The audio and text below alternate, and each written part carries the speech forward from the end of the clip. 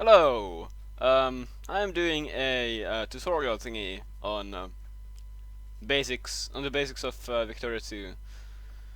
Um, the first thing I would, I guess, recommend would be to copy the settings. They're useful for doing things on the side, such as watching videos. Okay. Anyways,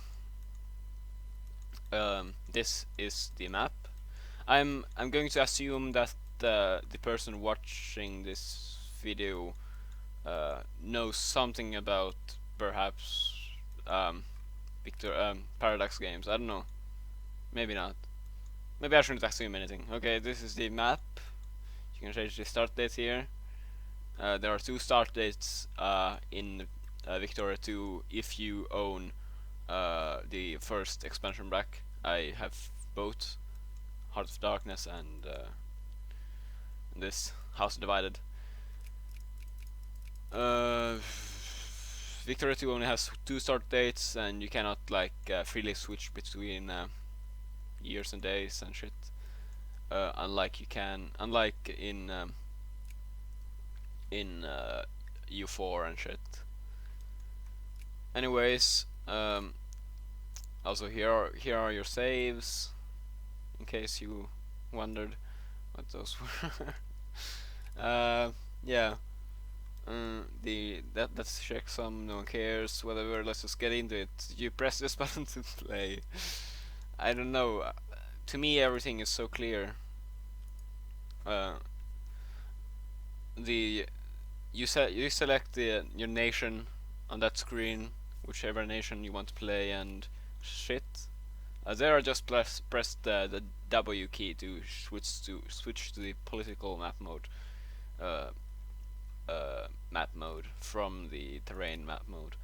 The political map mode shows you the basically whichever country owns what. It makes every province the color of the country that it is owned and controlled by.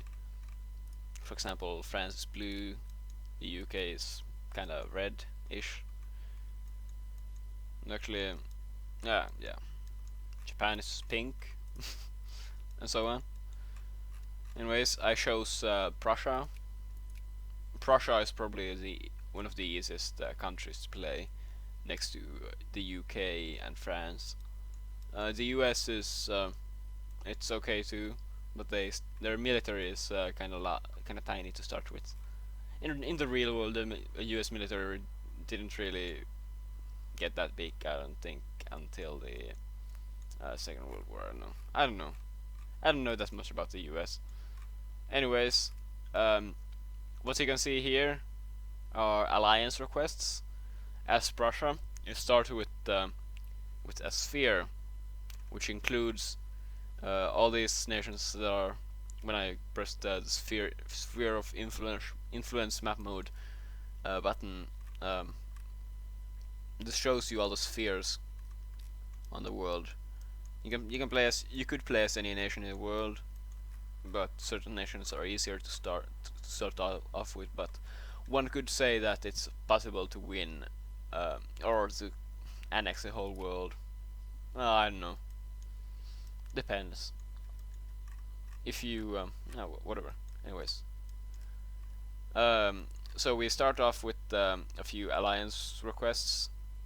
Um, if you were playing as Prussia, I suggest you accept them all because they're from people in your sphere. They will basically ask you for alliances and shit. They whatever. Let's forget about the alliances. Let's just proceed with the shit. So I guess I have to talk about spheres. If a nation is in your sphere, such as Nassau, Anhalt, Maldenberg here, their basically their trade goes through you. Um, let's say you were Japan. Japan is it's a primitive nation at the moment, though it can quite easily westernize. More about that later, maybe perhaps in another video. I don't know. Japan. if Japan got sphered by the US, for instance, it would get access to all the resources the US gets access to. They basically get uh, grabs on resources before, say, an independent Vietnam would get. Anyways, resources, I guess, came up now in the discussion. This is the trade thingy. The AI basically buys everything for you that your country needs. Well, basically what you need. The AI buys you what you need, such as government needs, well, military needs for the most part. The people, I think they buy their own shit through from outside the country, in case that resource does not exist in your country already. I think they prioritize local production, especially if you have your tariffs set to anything other than 0. Well, anything above 0. Let's just go through. I really suck at tutorializing this. I'm just jumping around. I think we have to start from. I plan to start from the first tab here. So this is the factory tab, the production tab window thingy. This first tab under this production thingy shows you factories that you have.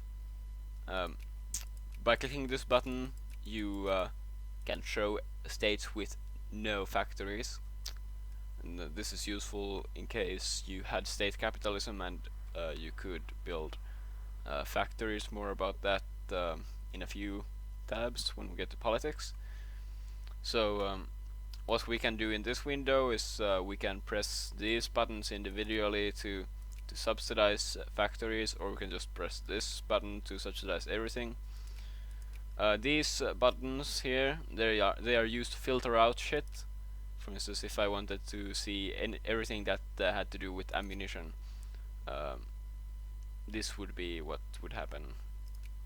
Anyways, that's useful for if you want to, I don't know, it's useful for certain things, such as upgrading all your ammunition factories in case you wanted to do that. But another way of doing that would be to hover over this. You can see shift control click to upgrade all factories of this type which are near employment limit, aka like 90%. Okay, I guess we should talk about factories now. So factories are things that basically mass produce items, such as a glass factory. A glass factory uses coal to produce glass. Currently in the country there are a shit ton of artisans that are creating a shit ton of glass. Glass that's basically used for liquor and shit. Some people use liquor too. This actually shows you everything that the glass is used for, or can be used for. It can be used for making beer, radios, telephones, wine, and yeah, that's it. Also, it's used by people, the population, rich people. Rich people buy glass. I guess they buy like crystals or something. I don't know. So, anyways, this factory uses a certain amount of coal to produce glass. This shit is produced by the craftsmen that work in that specific factory. There are also clergymen that I think they like improve the selling rate of this item or something. They probably I think they like increase the profit the factory gets from selling shit. There's also this one thing about factories. This is one important thing. If you were to build a glass factory in a province which had coal or not in a province, in a region which had coal. I'm now in the RGO output thing. So, for instance, if I was to um, produce a glass factory in the province of Rhineland, or in this case Prussian Rhineland, because Bavaria, for one, um, that factory would get a certain bonus for its effectiveness. There's a dog next to me crying. This bonus would be 25%, an increase of 25% in this case. It's a very useful thing. For instance, here, this factory gets a plus 10% increase because there is an ammunition factory for the gun factory. I don't know why a small arms factory would need ammunition, because I don't think ammunition is in any way. Well, maybe I don't know. I don't know. Perhaps there's some reason for that, but anyways.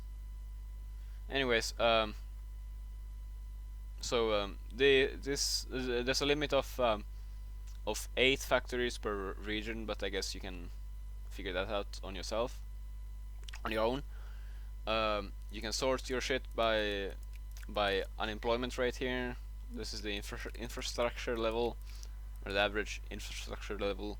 I think the infrastructure level increases the effectiveness, just as having an ammunition factory in the same region as a guns factory and shit. So anyway, that's that. Also, capitalists. I think capitalists improve the effectiveness of factories. I think they're like slave whippers or something to that effect, to the craftsmen. Also, the capitalists sometimes create shit over here. Anyway, that's further down the line. I think that's about all. Here you can put a national focus on a place, such as trying to get more people, encouraging craftsmen to become in a province. It's useful for getting more employment. I don't know. Not employees, anyways. This is the foreign investment screen. I don't ever use this screen. I guess you can use this to sort which country has the most investments in another country, and shit like that. I don't know really why one would want to use this. Yeah. I don't really care that much about foreign investments. Investments, if you have foreign investments in a country, it's slightly easier for you to, or faster for you to sphere them. Production screen. This is a screen that shows you what and how much and who produces what in your country. Basically, here our craftsmen are producing 0.005 artillery pieces. Our artisans, I think, are trying to produce some too, but they really suck at it. These numbers are probably slightly skewed because I haven't unpaused the game yet and stuff. Yep. This also shows you what a product needs to be produced, such as here canned goods need iron, cows, cattle, fish, and grain. There's certain mods that change this shit, such as the Popular Man mod, which for certain reasons is a must-have. Anyways, that's enough about the production screen. Let's see. Let's look at this. We can look at this screen here on every resource, but we can do the same by going through the trade screen too. Anyways, projects. This is where your capitalists or your investors have investments or projects such as producing a liquor distillery in Posen. You can press this button to have a thing like this, or you can hold shift and click with your left mouse button, or control if you just want to max invest in this thing. It's a faster way of doing this. Anyways, to the budget. Ooh. This is the budget. Here you can see your loans and your loans given and shit. This is important in some cases. If countries go bankrupt, if you want for your investors or your capitalists or whatever to get their money back, instead of letting them default on the debt, please. Yeah, you don't really have to care about this unless you're interested in how much interest your rich people are gaining to that they can use then to invest in projects such as liquor distilleries. Also, this is the loans taken. It's very important. For instance, here I just took a loan. The loan is taken from. It first takes the loan, all the money from the national bank. You must remember that whenever you take loans, you pay an interest rate. I think the interest rate is like 0.01 or something equivalent, something close to that. So when I would unpause the game now, it will calculate the interest. See, apparently it's something that makes this that I don't have the time to calculate that now. Anyways, you repay the loan like that, kind of like when you invest in shit, but it's kind of slightly harder, I think. I don't know. Let's go up. This shows you what you get money from. Poor people, middle class people, and rich people.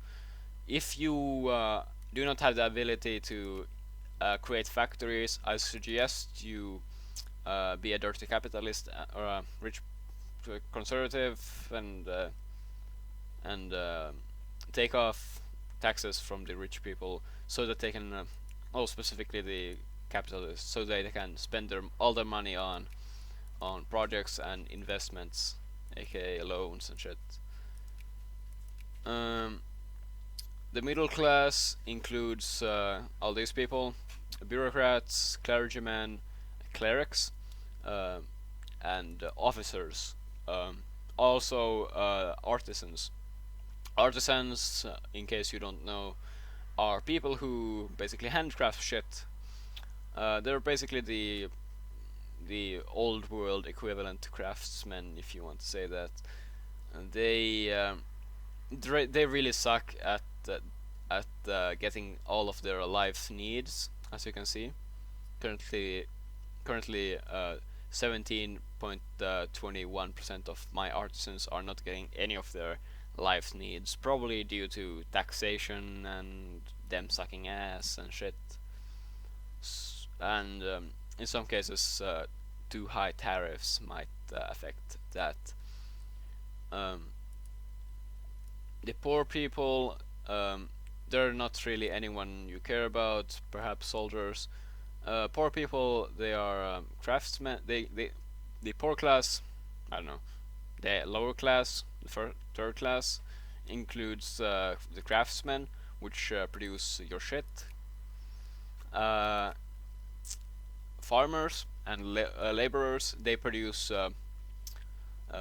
they produce your RGO shit, such as here in Prague, a huge, which is apparently one of the biggest iron producing sites next to China.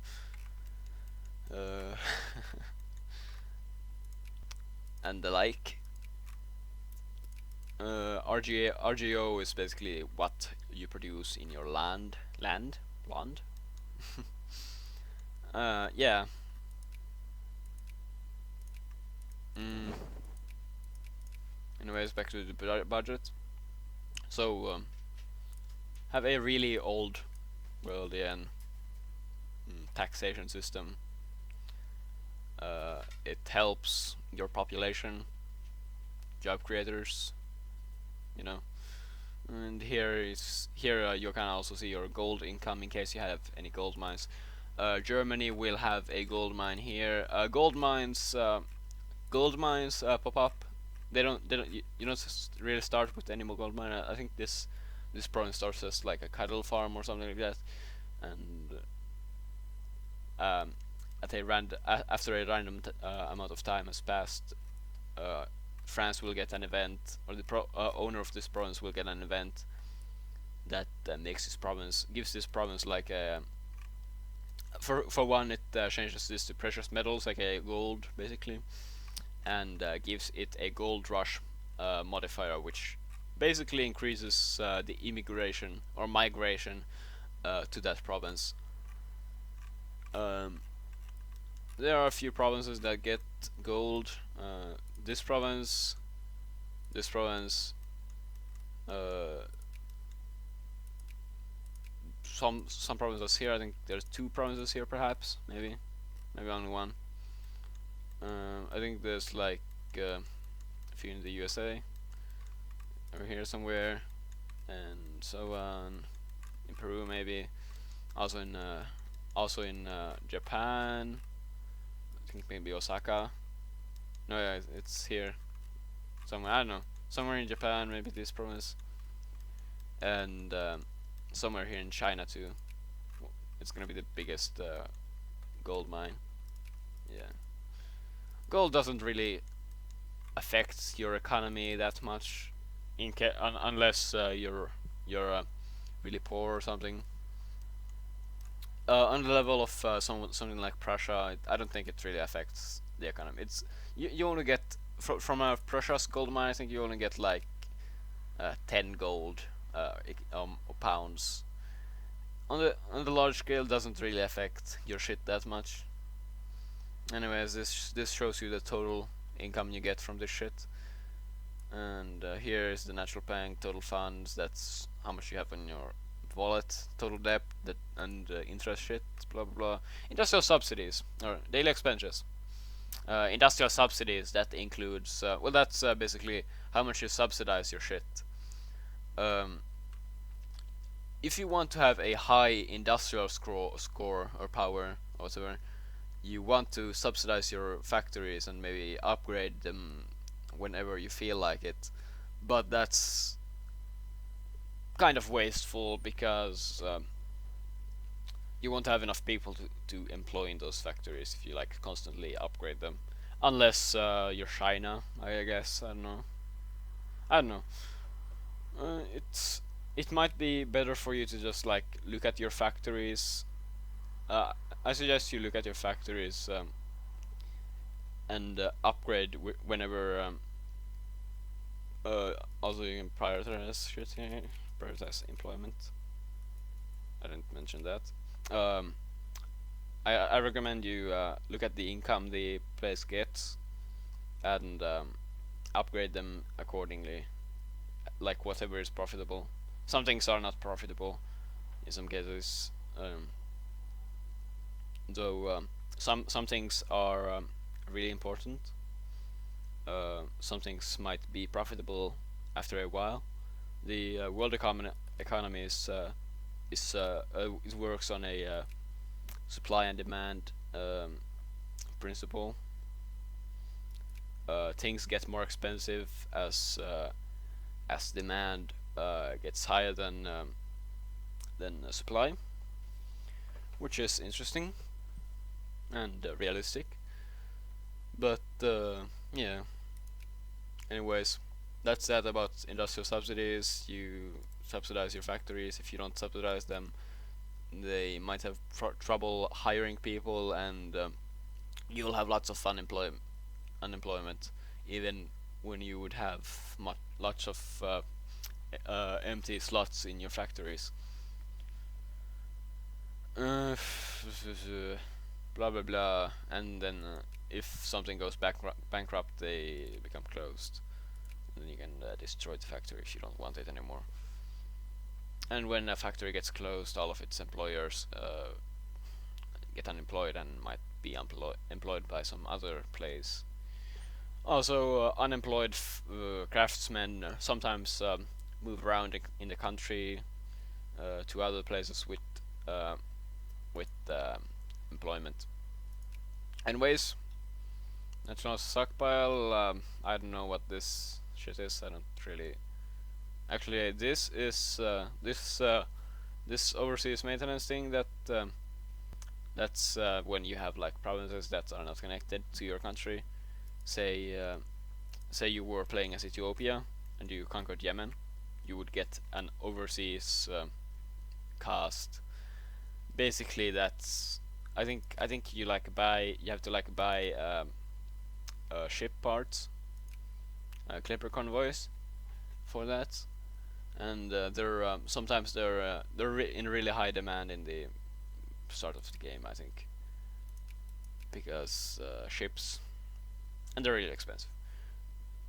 Uh, Military cost, I don't know what it is. It says there, I think. Anyways, this is a slider. You can adjust this to adjust the amount of goods you want to give your soldiers. If you have no risk of rebellion, we'll come to that later.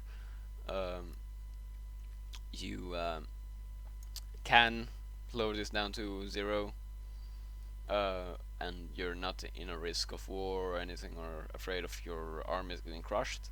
You can load this down to 0 or 20% or whatever.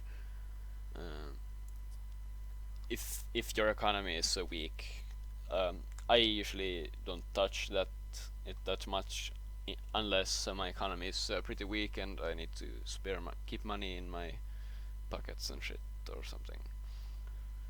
This is the naval maintenance. I suggest you keep this at all times, unless at war, at the minimum.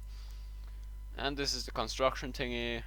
Basically, whenever you construct armies, factories, or navies, this is not 0. Okay, here's education. If you want to improve your technology, it is suggested that you keep this up so that you can, or that your education literacy level increases. What this does, though, is it improves the rate of conversion to clergymen. Clergymen are basically educators in this game. If you look here, there's an optimal amount of clergymen in your country, which is in this case 4%. If you have the optimal amount or above, you'll get an optimal amount. You get the maximum amount of research points from having them. Currently, Prussia has a very low amount of them, so I would suggest you start, if you're playing vanilla Art of Darkness Victoria 2, I would suggest in this case to have your education spending at max. Also, administration, it's really tricky. I suggest you put it at max, as far as your budget allows. These things are really expensive. These are people who do not work or get that money on any normal way.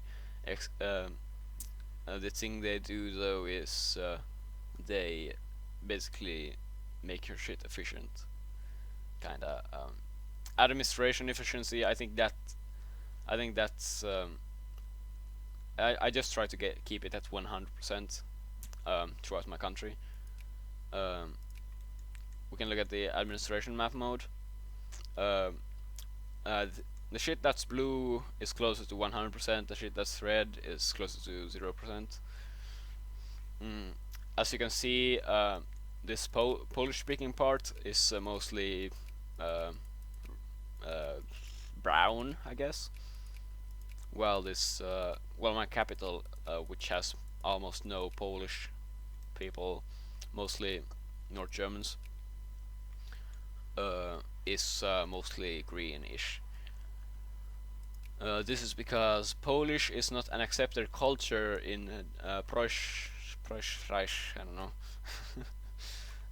But it is an unaccepted culture, which means Polish people do not have the same starting education level as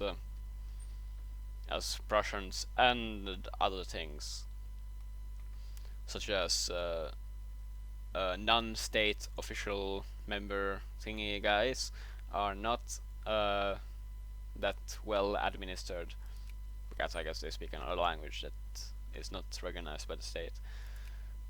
Also, when you conquer shit, shit will be weird, I guess. But anyways, another thing, if you have like everything is like 100% except for this Polish part, what you can do is you can set a focus on bureaucrats, which whom improve the administration level, which is seen here. Yeah. Apparently, technology affects if certain technologies affect administration, also bureaucrats do. So I guess when your technology gets good enough, you probably want to lower your administration spending. Oh. Yeah. I guess that's about that on education administration. So yeah, like clergymen, they teach people shit.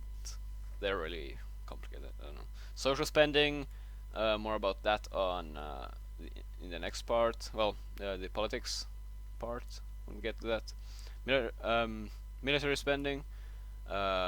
This increase, if you have it at 100%, that improves the rate at which people convert to soldiers. If you want a big army, you need manpower, and you get manpower by spending on wages. Also, that improves the rate of officer recruitment, but I don't really care about officers as much as I do about soldiers. Yeah, except that I tax them, so sometimes more, especially if I don't have state capitalism or protectorism. Oh wait, planned economy. Fuck. Yeah, more about that later maybe. Tariffs. Tariffs is interesting. This red thing here, I'll talk about that later, perhaps. Actually, I'll talk about it now. I'll talk about it later. It is. I think it is suggested that you keep your tariffs at perhaps at minimum 10%, unless you want your artisans to be less sad. Okay, I've talked about everything here. The technology. Woo. Okay. Most important thing here is this: administration, military industrial complex. This is basically kinda like a tech group, I guess. Most countries, most major countries, I think, have one of those. Though minor countries, I think, have, for the most part, have what is called traditional academia. It basically it doesn't give any of these things. So let's go through this icon list here. With military industrial complex, we get army tech research plus 15%, navy tech research minus 5%, cultural tech research minus 10%, industrial tech research plus 10%. So yeah, that's pretty self-explanatory. You need to spend less technology points when researching things from these two categories, and you need to spend more when researching these two categories. So there are 5 categories. This thing only talks about 4 of them. It ignores the commerce thing. Anyways, about technology points. I hovered over this earlier. It says 10 point 0.87. That's how many technology points I get as Prussia. Uh, Here kind of more explains the thing why I get this shit. I guess the one of the biggest parts is whatever. You probably read that and stuff. I don't know. Anyways, when you research shit, you can only research one thing at a time. It is suggested you research medicine first because it improves. It has an invention which improves pop growth by 0.02%, which is called aerial bacteria and antiseptic principle. Population growth is important if you want a big workforce and a big army. Um, this also lists all the inventions that are included in that technology. Um, the technology tree in Victoria 2 is it is much more it's much simpler than it's easier to understand than the Hearts of Fire and Tech tree, I would say. The most important technologies are uh, this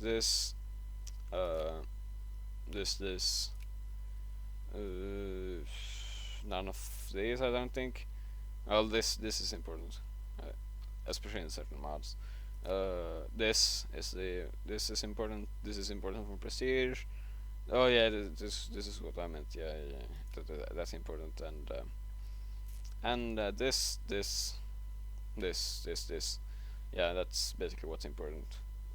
From what I know. But who knows? Maybe I suck at this game and I don't know anything about this. Let's talk more about these technologies. This is railroads, level improved shit. Um, that was when we talked about infrastructural structure. Um, Railroads are important if you want a good industry, and I think it also improves the movement speed of units, I would think. Certain provinces with things like woods, uh, they have a minus thing on the infrastructure level, especially certain mods change the level of industry you need. I think maybe, especially things that change time, perhaps. Anyways,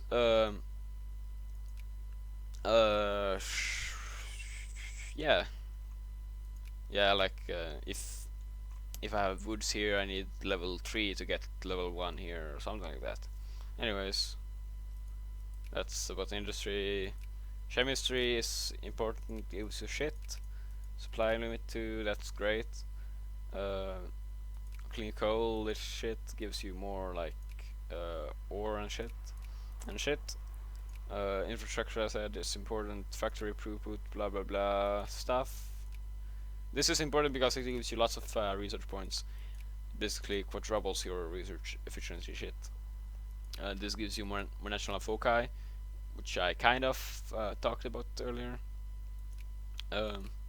Psychology gives you more maximum experience.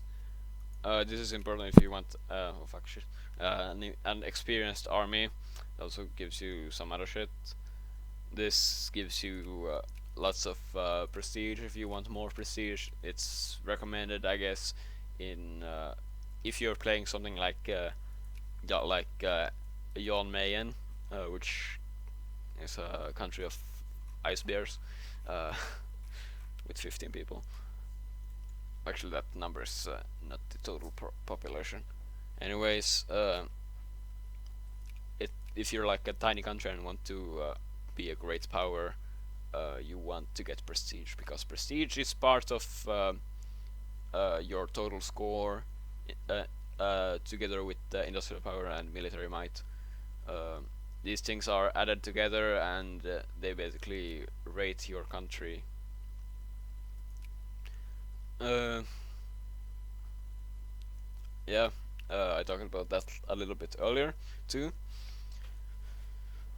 So yeah, that's that. This gives you some random shit. There's some shit that improves your colonial power, I guess. Like not that, but like in this game, you're supposed to colonize Africa, kinda, and some islands here and there. But there's this thing called life rating, which minimum like every province has a life rating. For example, New York has a very high life rating, 50, while also Germany has a high overall life rating compared to the rest of Europe. Because I guess Germany is a nice place to live. um, I've seen a map of life ratings of this game, and yeah, Germany is a big thing.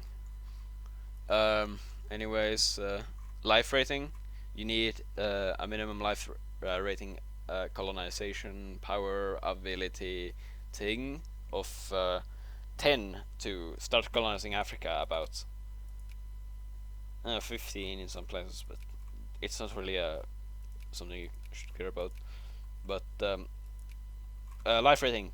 Uh, these technologies that are shown here, well, inventions. Some of them are. Well, the first thing is invention, then they show the technology that's associated with it.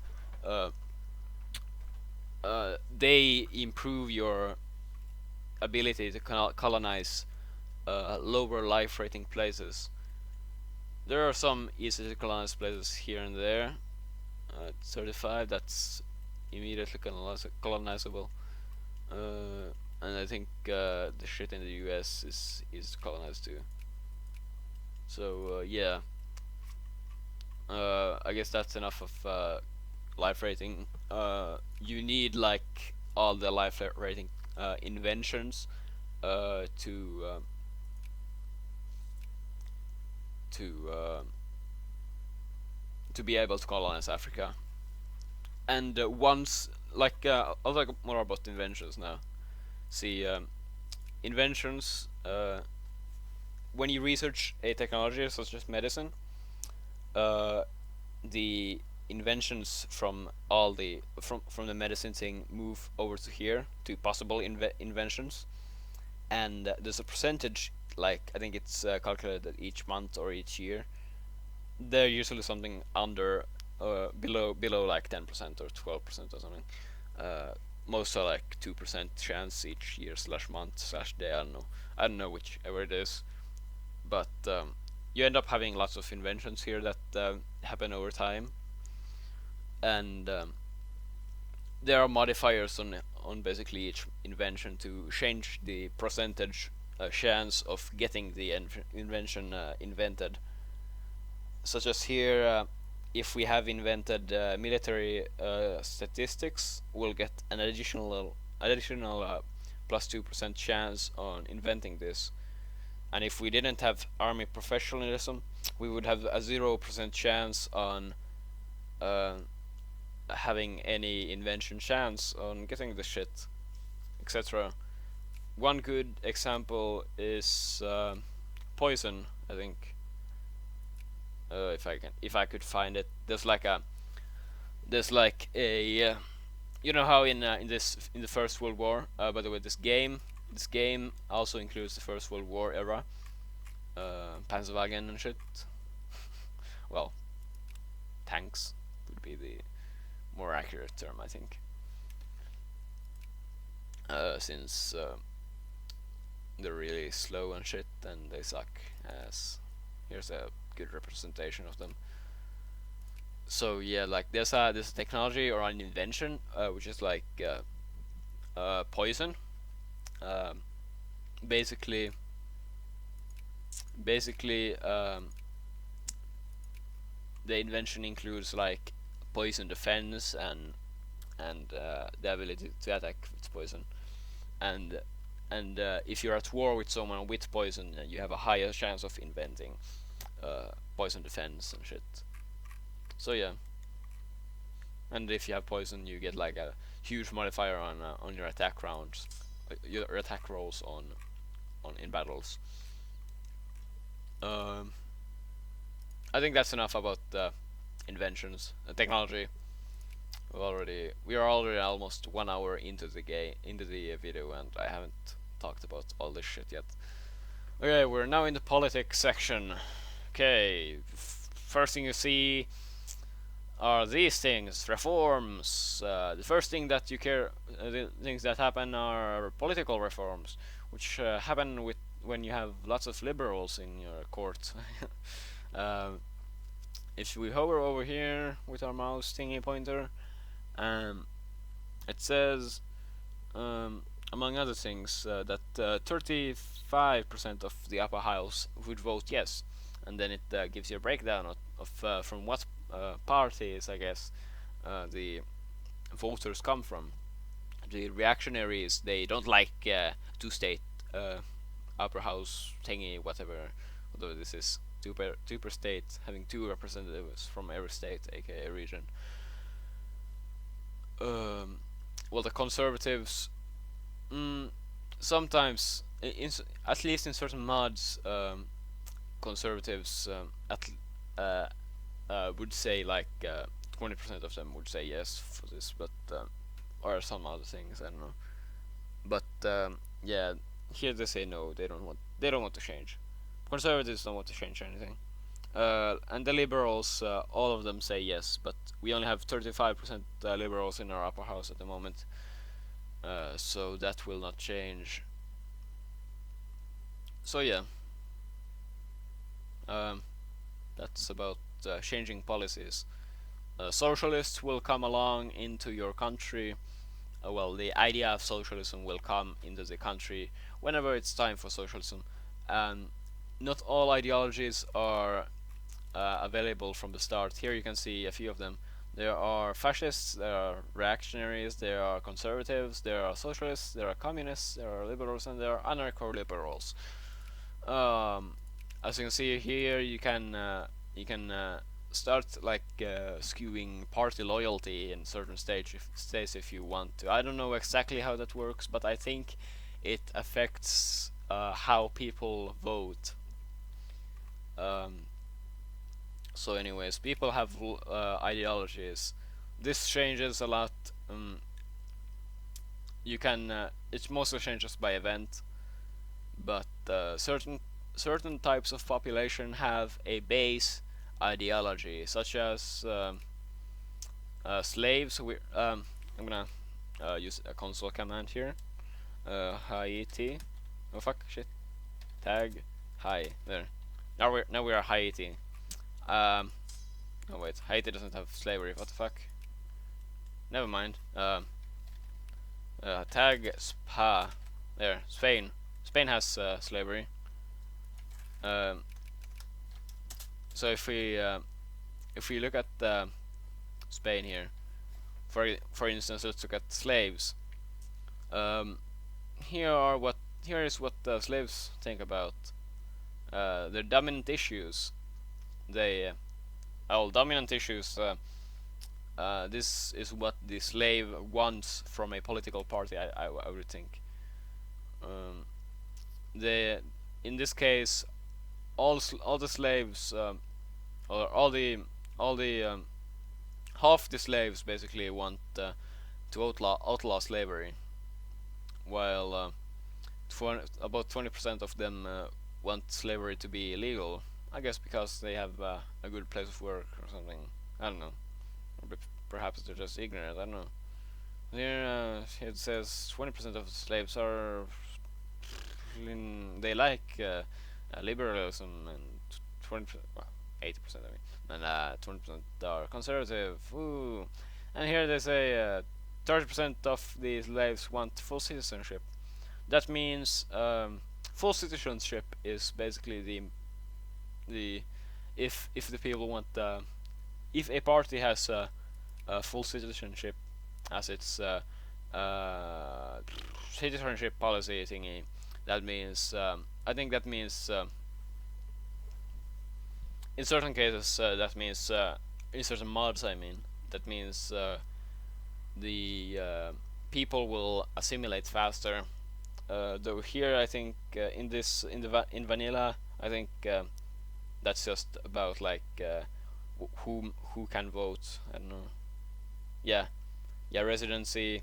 Only the primary culture can vote. The thing that's not full citizenship, half citizenship. I don't know. I don't remember what it is. I think it says it here somewhere.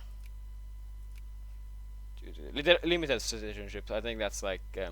I think that would like give you like primary and accepted cultures would be able to vote.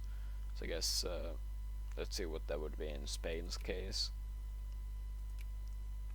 There would be Spanish people, Catalonian people, and Basque people who could, are able to vote based on if in this case they are wealthy or how wealthy they are. But yeah, let's go back to Prussia. Tag Peru. There. We're now Prussia again. So yeah, it's started moving units, but who cares? So yeah,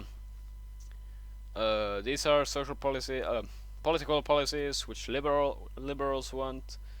The amount of liberals in your upper house basically determines whether or not you can change these policies, unless they're fascists. Fascists want everything that the ruler wants.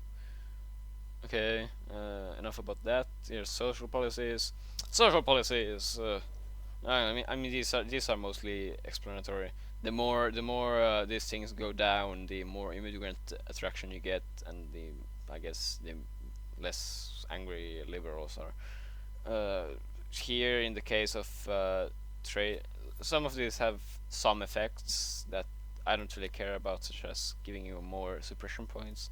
I don't use suppression points because using them on movements makes the movements angry. Though that would also make the movement more radical, which would increase the amount of shit you can, the amount of power they have, kinda. Because if you have lots of people lobbying for something, that means even though the liberals only take include or are only 35% of the government upper house thingy in the at the moment, you probably could get a reform. But anyways, also revolts happen with movements and they get angry and shit. And you don't like that. Anyways, trade unions that increases social reform desire. I don't know exactly what that does. Though I think it doesn't do anything before socialists start to appear.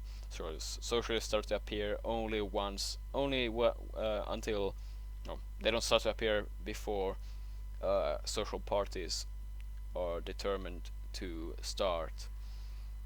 Usually, you'll start to see a bunch of messages or pop-ups that say that, ooh, Italy has gone socialist. Ooh, Russia has gone to a social thingy and stuff. But no one cares about that.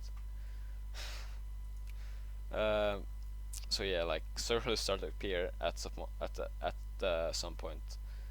And okay, social policies, minimum wage. You probably don't want this unless you want to pay your people.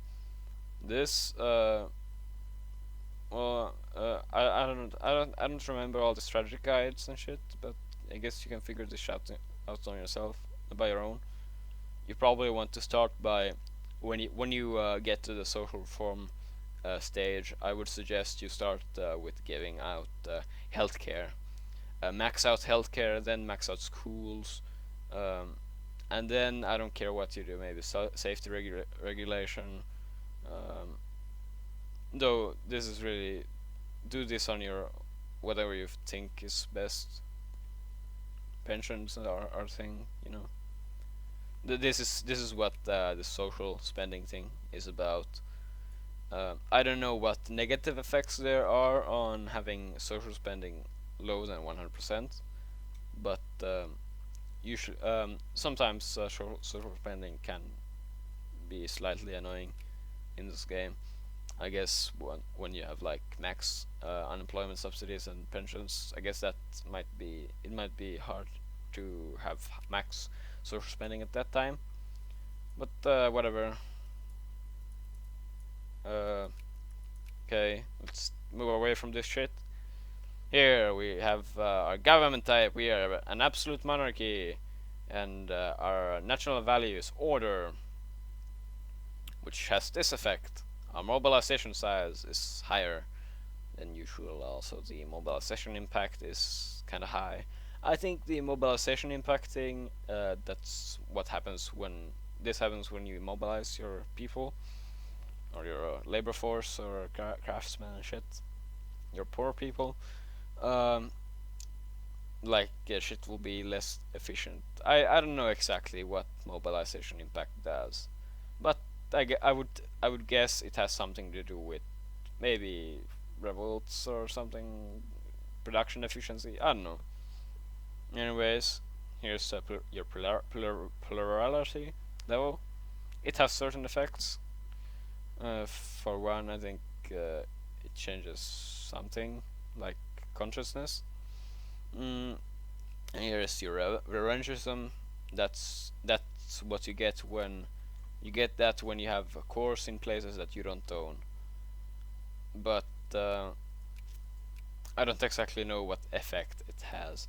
In Hearts of Iron, there are many parallels between Victoria 2 and Hearts of Iron, such as the general singing and the like, and also this, you know, in case you care, you can draw things. Yeah, that's that. Anyways, um, revengeism. That's you get that when you have cores in places you don't own. Um, this is your Hapa house. I looked at this earlier. Uh, these are things, and this is the if you're an absolute monarchy, you can change the party of your nation um, to any party. Parties have effects such as this party has the war policy jingoism, as does this one, while this it has military anti-military. Um, uh, I don't think it's really important to talk about those things in this video. This video is already pretty long. I probably should like not do this video. Like I should probably redo this video, but I've already gone so deep. So yeah, yeah, I really suck at making videos. Yeah. Anyways, there are different parties have different policies. You can hover over these things and check out what everything does. There's these effects and stuff, and like limits on maximum tax and the like, and trade policy. There's only free trade and protectorism. That only like it doesn't really matter unless you like having your tariffs up at like 100% or 70% or whatever. Cause you can still have like tariffs of 55% on the positive side, while also having free trade. It's not really that much of a restriction. Religious policy that mostly has to do with consciousness, I think. But anyways, here's the next thingy. Voters' ideologies at the moment, no one is allowed to vote. This will change soon, in a couple of decades, maybe 1 decade. And here's the people's ideologies. This is what the people think. I think the upper house will change to this when there are no voters, because this is an absolute monarchy and like, I don't know. And here are the important issues. This is basically what the people would like to have the most. This can be important when you have lots of Jacobin rebels. You can basically sort to this and check out what the people want you to enact, and if you want to enact that, that's good. If you don't, well, you're gonna get wrecked by the people. Okay, I'm starting to sound really tired and shit, but I'm gonna try to push on. This is the population screen.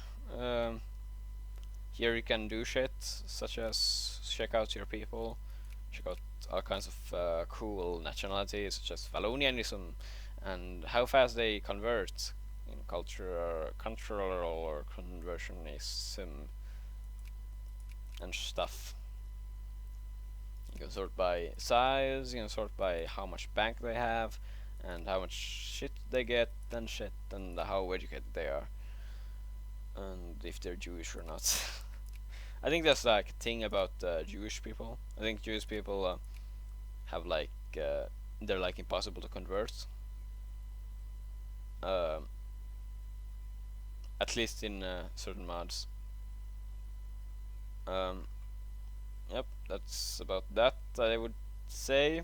Also, this you can check out people's consciousness and the militancy, and if you want to check out what artisans are producing in like numbers or something, I don't know, you can also check that here, and also like what people are promoting to and demoting to, such as farmers. They like to become craftsmen, it looks like, by the looks of it. Then this shows you what shit can affect shit, and so on.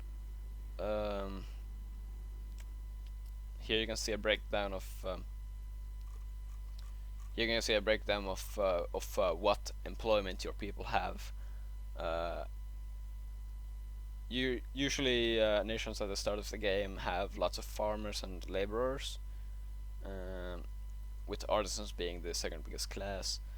Though if you want to become an industrialized nation instead of a so-called third world nation, you want to encourage craftsmen, because craftsmen are factory workers and factories for the win. You might also want to encourage capitalists in case you have none. In the case you would have none, I don't know. Because capitalists are good because they make jobs, especially if you have a policy or whatever that does not allow you to create factories on your own.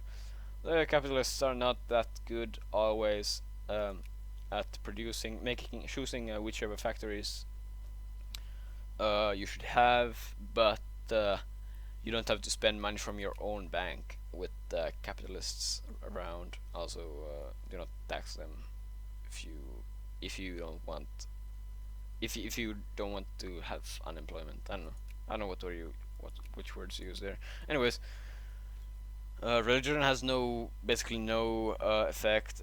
It might have something to do with this shit and the like, and maybe education, but no one cares about that. That's basically all about this shit. You can, if you had colonies, you can see like a colony icon here and shit.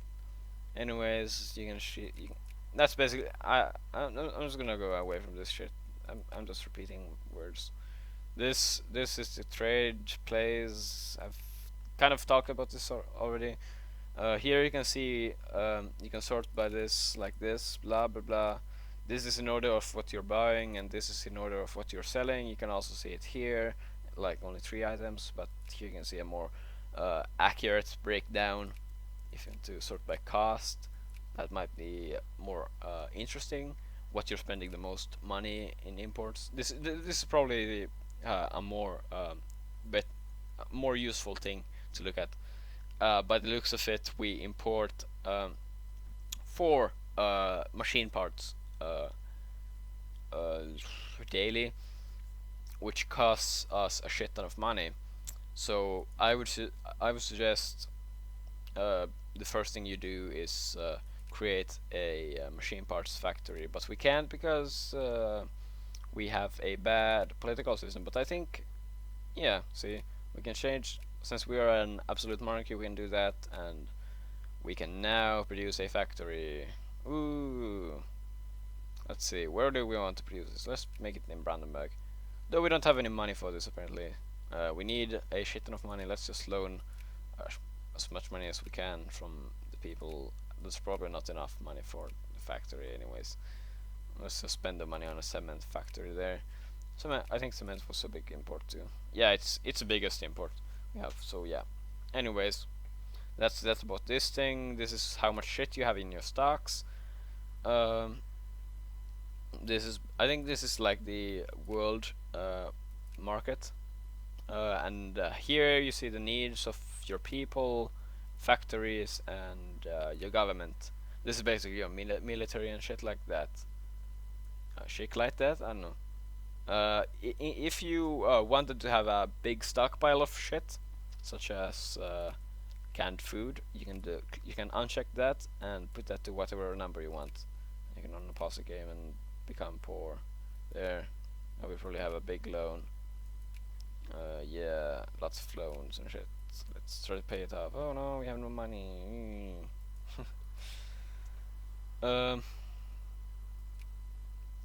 Yeah. Stuff. Yeah, stuff. I think that's about it for this window. Yeah, you can see I talked about that already. This is the diplomacy. This is a good place to look at. Here you can see the great powers. The UK is currently the biggest power in the world, followed by Russia, France, Prussia, Austria, the Turks, Spain, and the USA. These will change for sure. The UK will stay number one for a while until the player probably catches them by massively building factories that are useless because there are no people to work them.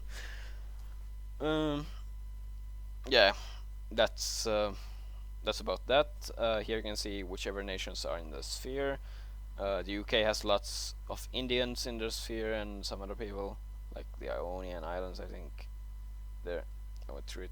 And here we have our shit. And Austria has some shit too in South Germany, and so on. What you can do in this window is you can increase shit here, but I recommend you do that via the world map, doing shit like this, clicking on Saxony because you need it to form a North German Federation, the North German Federation, and right-clicking this to max it out. Okay, to sphere shit, you can hover over this. It tells you how fast we'll sphere them. We currently gain that much influence, blah blah blah. Here are some blah. We're neighbors with them, so we get that. We're on the same continent, etc. And over here, this is the important shit. We can improve our relations with them to increase this shit. Here we can see that we can see what stands Saxony has to all the great powers. Only great powers can have spheres. As yeah. So at the moment, Saxony is neutral with everyone except for me and Austria. I'm a cardinal with them. That's like step 1 out of 3. There's cardinal, friendly, and in sphere. To become a cardinal, you need 50 influence. We currently have 25, and then you press increase opinion. Then you become friends with them, and what happens then? You have to get 100 influence with them, which is max, and then you have to click add to sphere. Though since Austria is already in the it's already in the Austria sphere, I need to click remove from sphere. I think that takes probably like 100 points. Plus, there's the problem with Austria trying to disregard or discard me, Prussia, from Saxony. There are some technologies that increase your sphering progress, as well as some other things, and or the amount of influence you create. You can basically like do shit like this and like have shit go everywhere and shit.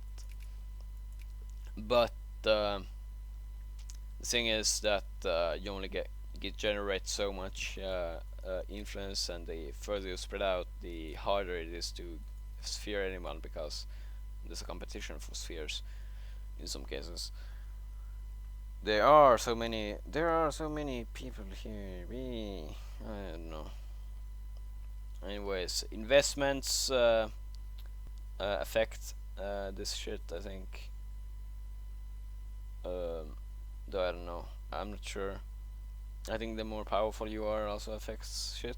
But I don't know. I don't really know that much about this game. I'm not a master.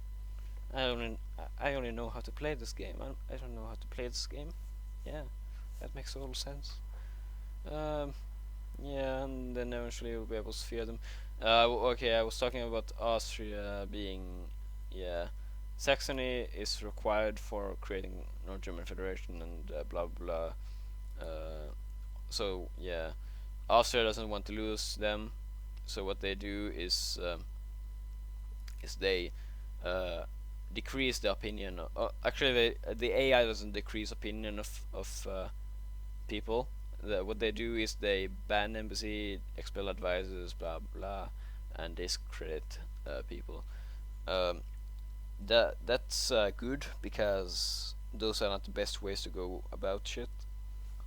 Um, you'll eventually get to sphere Saxony peacefully, though the easiest way would be to go for a short war with Austria. Anyways, enough about that shit. Oh shit, I didn't talk about decisions. Yeah, there are decisions in this game, such as building the Suez Canal and the Panama Canal and shit. And we're gonna here we can become a traditional academia and lose our basically tech group, as I said it was. There are some country-specific shits like these things and Bismarck and stuff. Three hurrahs for Deutschland and so on. We can also release nations here. Anyways, blah. This is that. That is this. We have a limited amount of uh, diplomatic points that we can use. They're basically diplomats from EU3. Um, you generate only so many diplomatic points, and it takes two diplomats to increase relations. It takes one to start an alliance with someone, but you need 100 relations with someone to create an alliance. Blah blah blah. This is very tiring stuff. I've been talking for 72 minutes, almost 73. Okay, show wars. This shows wars that are currently going on. War justification. If I wanted to declare war on someone, I have to justify a war. Or if I had claims on provinces, cores on provinces, such as this province here, maybe perhaps, I could just go to a restoration of order war with Russia, and so on. You can form alliances and shit. They will not accept. They're just ways of the diplomat. You can justify a war by clicking there. See, you can justify an acquire state thing, or things like that, or a place in the sun that's about colonies. You can do this, and it'll take a while. There are a few modifiers, such as our policies and whether or not we're infamous, and so on. Also, crises. Woo, crises happen. For instance, a crisis here. No, that's nothing in vanilla. See, if you're Greece, you have cores on shit. So what you can do with your national influence, or whatever they call it, national foci, you can put a national focus on this region. Click here and click increase tensions. That increases the tensions of the world tensions on that place. Um, yeah. Um, Stuff. Yeah. Words. I don't have them.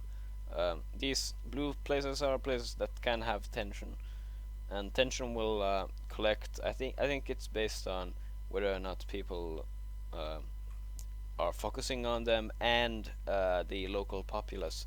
For instance, if the Polish people don't like were not to like the Russians, they would start to generate flashpoint tension. By the looks of it, they are not. Yeah, let's say that's about it. And when a global crisis happens, what happens is the uh, the person that the two people that the crisis is about. For instance, if it was about Washington, the Washington state here. Um, Say the UK and the USA had a dispute over this colonial region. Um, there would come a crisis, and the two nations would um, would try to find if neither of one of them was not a great power. Um, they would try to look for a great power to help them. They'll basically cycle through the great powers in the world. I think it goes by. I think it might go by great power number status thingy.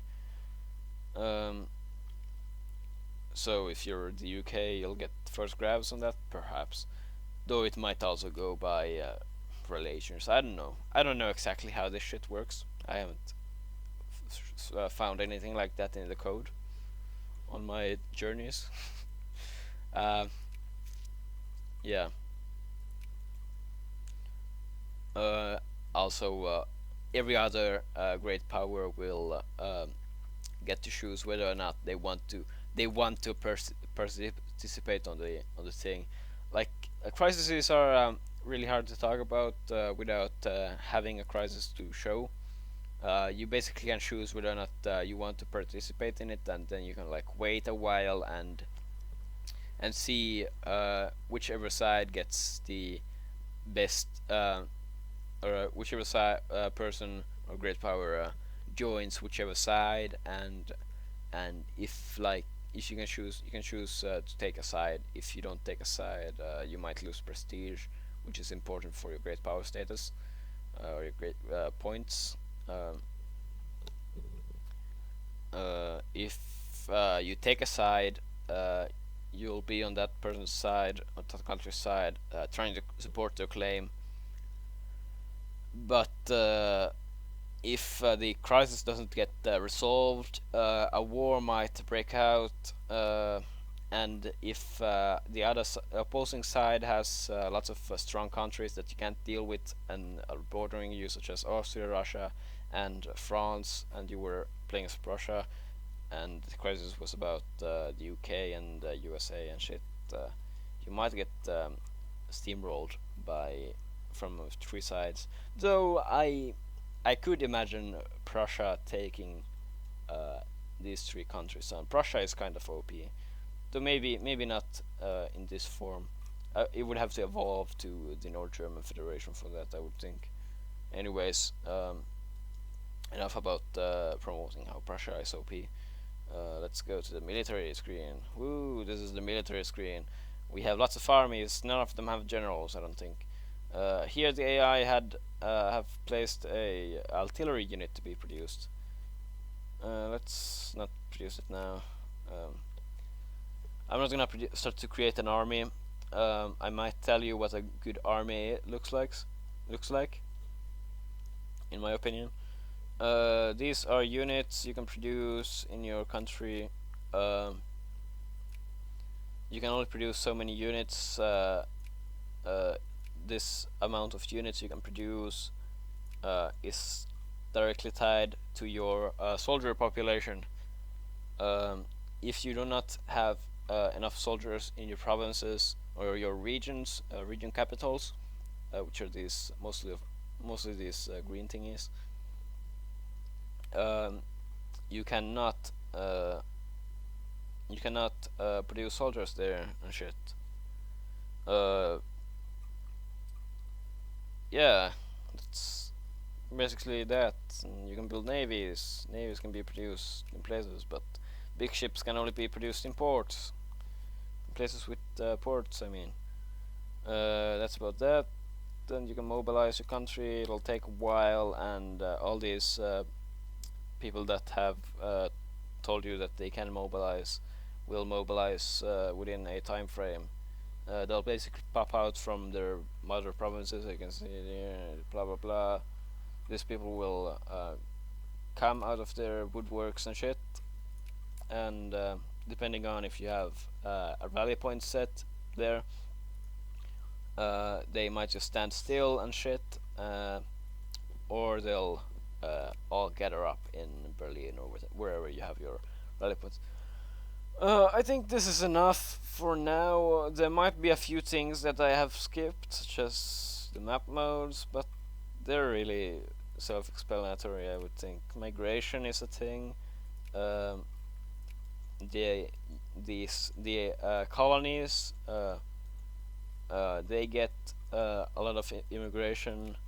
In vanilla, it is basically impossible to get immigration in the old world. That's about immigration in the old world. That means if your capital is in the USA, I mean in the old world, I would say you get like a plus 20 or something um, uh, modifier if you live in the new world. The new world being Australia or Oceania, uh, North America and South America, and maybe like Africa. I don't know. Perhaps not. Yeah, it's South Africa. Yeah, and the old world being the shit. Yeah. I think that's about it on important shit. You can build shit on provinces such as naval bases, forts, and railroads, and factories and shit if you have money. Um, I don't see really anything else I can talk about at the moment. The terrain is a thing. I guess I can tell you quickly. I like tell you a good army composition. Um, have infantry in the front. Have two of these if you want, and have at least one engineer if you want. Maybe three or two.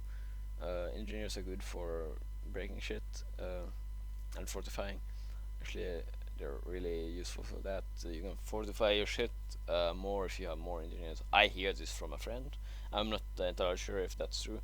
Also, the most important part of your army is artillery. It is just that, or I would recommend that you have as many artillery pieces as you have infantry units in your front line. Also, try to replace your infantry units to guard units whenever you get the technology for that. And later on, you'll unlock airplanes and armor, but I've never got to that point really, so I have no I don't really have an idea of how to use those things. I've played like a mod which has like advanced units, but I had a problem where I was trying to get I had a demand higher for the parts required for those units than the world could supply, and yeah, my own country's production sucked, I guess, because not enough workers. I guess that I think that's enough about this game. You can figure out most of the shit yourself, I would think, or by watching YouTube videos, let's plays and shit. This has really been just something I like had to do basically. I think something I just did. I didn't really have that much shit planned out. At most, I planned to do these, just go through these in order. I didn't even think of anything to say. I suck at doing videos, and goodbye. Yeah.